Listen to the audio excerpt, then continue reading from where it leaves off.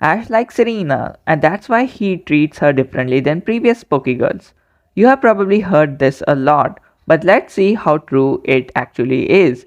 The fact is, Ash doesn't just treat Serena differently, he also treats Clement and Bonnie differently compared to his past companions. This guy who had zero interest in science before, but out of nowhere, he was literally fanboying over Clement's gadgets. He was also incredibly very nice to Bonnie compared to how he treated Max. Bonnie literally laughed at him while he was dancing and he didn't even get pissed off. I bet if Max had done the same, Ash would have definitely gotten annoyed. Well, there is a specific reason why Ash acts this way. The underlying theme of XY was to make Ash look cool.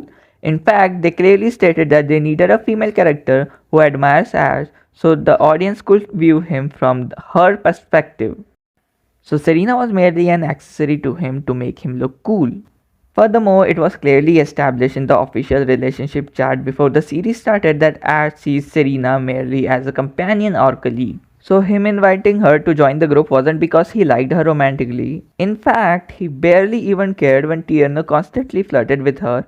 He never got jealous. Plus, when he found out Serena was leaving for Hoenn, he wasn't sad at all. He barely seemed to care. On top of that, he never remembered Serena after XY. I mean, if Serena was his true love as her fan claims, then why he never even cared to remember her even once? In fact, he didn't even remember Serena in the journey's flashback, unlike his other companions who were featured in a group montage. Now, some people might defend this by saying, oh, but that was a Clement and Serena based episode, or Serena's episode was meant to be a surprise.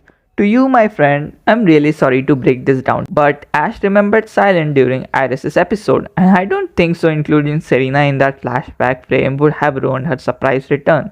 Besides, it's still a canonical moment, proving that story-wise he didn't even bother to think of her.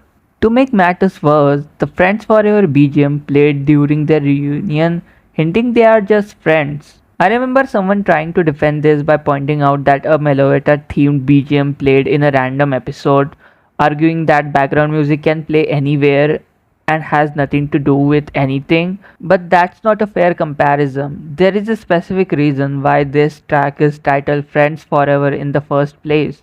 And let's not forget about the parallel to the Great Gatsby's Green Light, which makes it even clearer that Serena's dream of being with Ash will always remain an unattainable hope or dream, just as Gatsby's dream of Daisy ended up as a false hope. Serena's goal symbolizes an unreached dream. Do you really think that the writers were careless enough to use the Friends Forever BGM and a Gatsby Greenlight reference at the same time by accident? Obviously not. There was a clear intention behind it. In the end, AmourShipping remained a one-sided ship that never became canon and will never become canon in the first place. So that's all for today. I hope you really enjoyed this video and make sure to like and subscribe my channel. I will meet you in the another video. Until then, bye bye.